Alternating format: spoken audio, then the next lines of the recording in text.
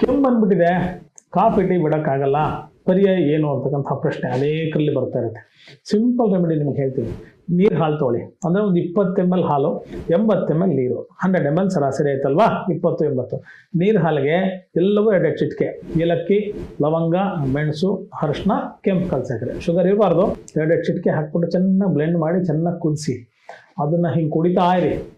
ಎಂಥ ಬ್ಯೂಟಿಫುಲ್ ಗಂಟ್ಲಿಗೆ ಆರಾಮಾಗುತ್ತೆ ಅಂದರೆ, ಧ್ವನಿನೇ ಇಲ್ವೋ ನಾವು ಮಾತಾಡೋ ಗಂಟ್ಲೇನೇ ಇಲ್ವೋ ಅನ್ಸ್ಕೊಂಡವನು ಕೂಡ ನಿರರ್ಗಳವ ಕಿಲೋಮೀಟರ್ ಗಟ್ಟಲೆ ಕೇಳಿಸುವಷ್ಟು ದೂರವಾಗಿ ಜೋರಾಗಿ ಮಾತಾಡ್ತಕ್ಕಂಥ ಶಕ್ತಿ ಸಮರ್ಥತೆ ಅವನಲ್ಲಿ ಬೆಳೆಯುತ್ತೆ.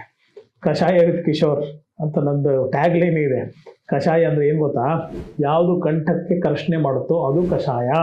ಅದು ನೀವು ಸೇವನೆ ಮಾಡ್ತಾ ಬರ್ತಿದ್ರೆ ಡೆಫಿನೆಟ್ಲಿ ನಿಮ್ಮ ಸ್ವರ ಮಾಧುರ್ಯ ಮತ್ತಷ್ಟು ಜಾಸ್ತಿ ಆಗುತ್ತೆ, ರೋಗ ಪ್ರತಿರೋಧಕ ಶಕ್ತಿ ಜಾಸ್ತಿ ಆಗುತ್ತೆ, ಆಂತರಿಕ ಬಲ ಜಾಸ್ತಿ ಆಗುತ್ತೆ.